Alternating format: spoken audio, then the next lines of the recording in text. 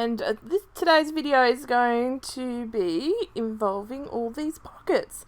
So these Heidi Swap pockets were in the June kit, and I thought I would see if I could get them all on a page and use it as some journaling spots. So my idea here was to arrange them around these two photos. They're of my son who hurt his ankle at soccer and was at the doctor's waiting for the doctor and the x-ray and whatnot, and he's reading away as always. And I figured that he could write a bit about all the books that he is interested in this year on journaling spots and put them in these envelopes, and it'd be an interactive layout. So that's my idea, and we're going to run with it. I'm just trying to work out how I'm going to border it up. When I laid it all out on just the white cardstock, it just looked like it needed some oomph behind it. So I've gone with this paper as the background, and I will gut it. And then I decided that I'd cut this one down and have it double layered.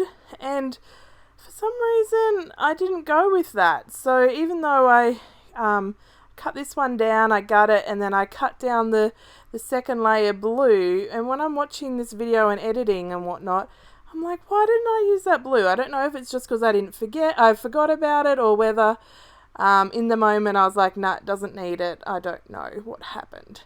But anyway, instead, and I thought for some reason that my layout, that square wasn't like a square. So I was measuring with my T-ruler because I thought for some reason that I didn't cut it straight, even though I cut it with my trimmer.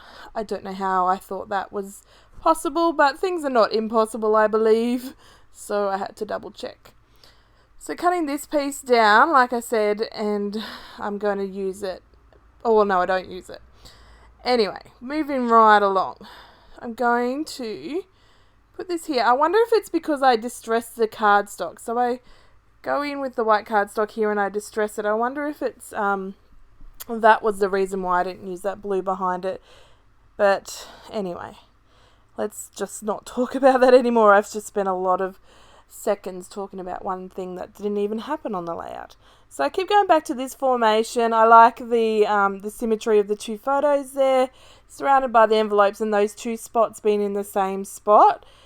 Because the shapes of the envelope and the sizes are a bit different, it made it look like, not symmetrical because it's obviously not, but it made it look like it was balanced on the page by having those two spots on the left there, rather than having a spot on the left and one in the middle, or one on the right and one on the left. It's just how I decided that was going to be. But anyway, just using my distress tool, and I've been watching some videos lately, and people are using like these distress tools, not necessarily the same one. Well, obviously not, because that's mine, but I mean the same type.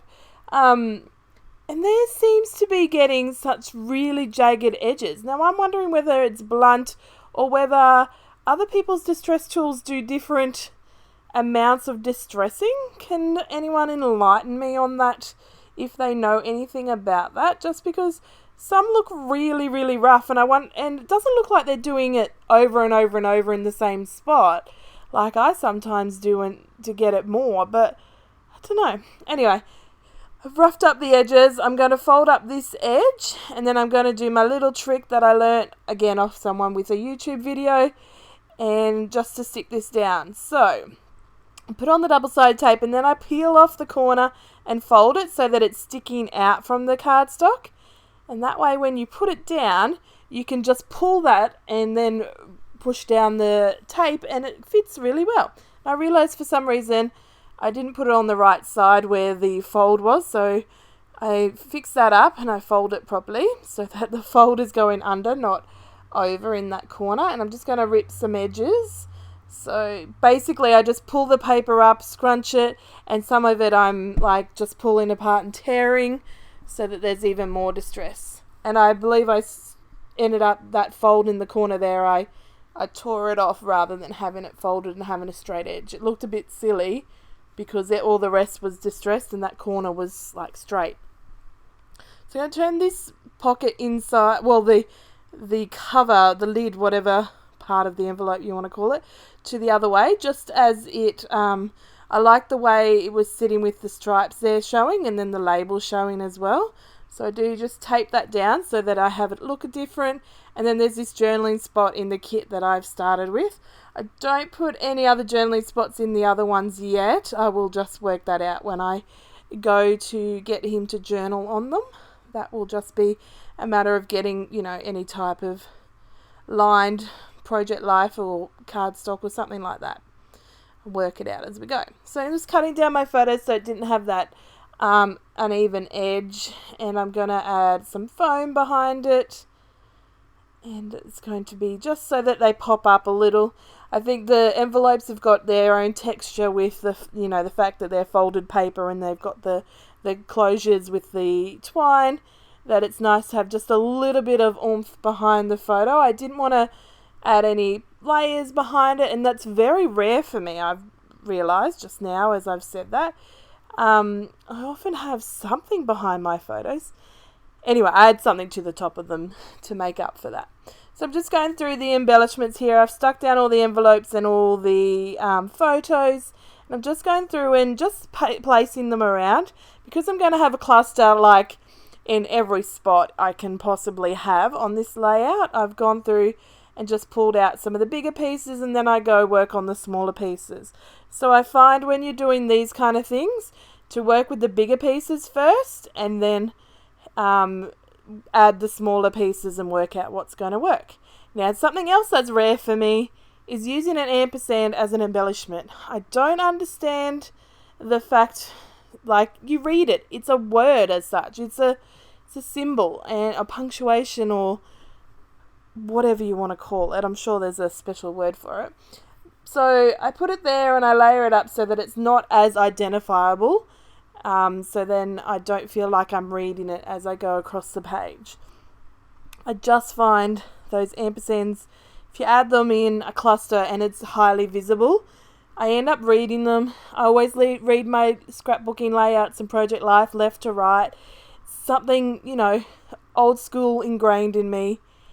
And then I will, it's obviously going to live with me till I die.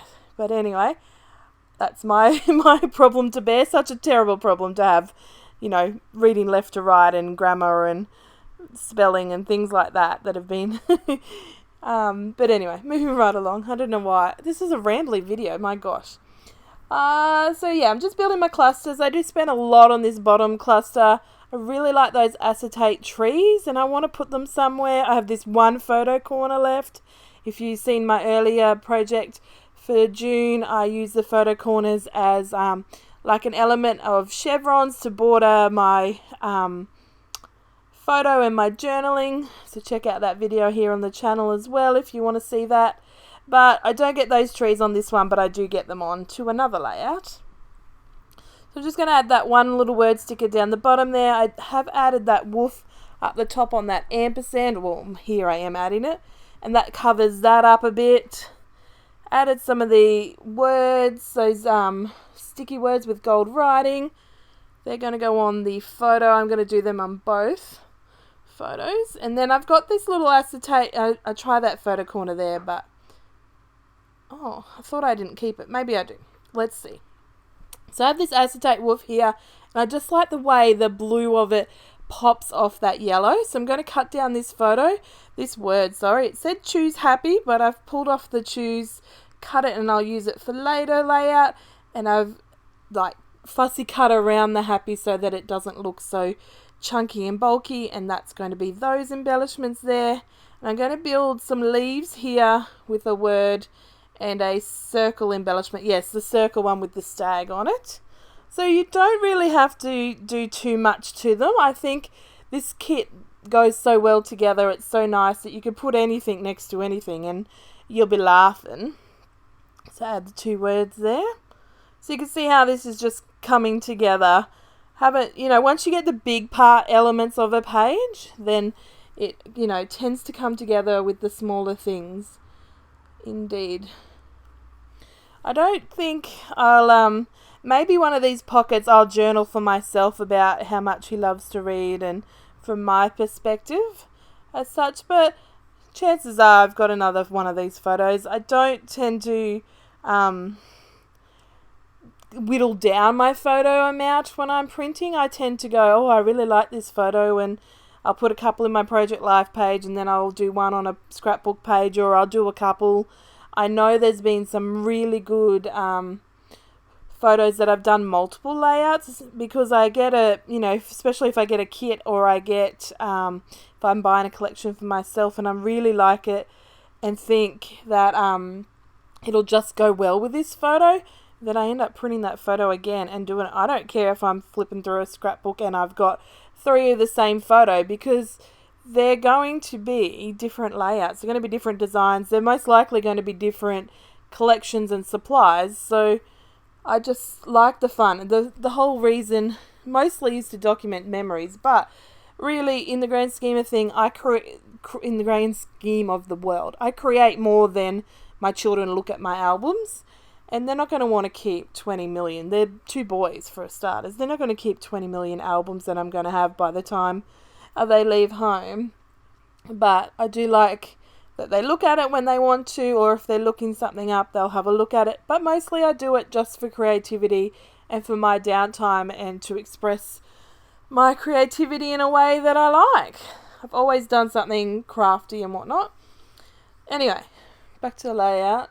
I was going to put some journaling there, but it just wasn't going to, I was worried it was going to look a bit like I'm not very good at drawing straight lines, even with a ruler, and writing neatly in so that it was to follow this grid layout kind of style. So I backed off on that, and instead I'm going to put these 2 labels here. It just needed something simple, just like the simple title up the top on the other blank square.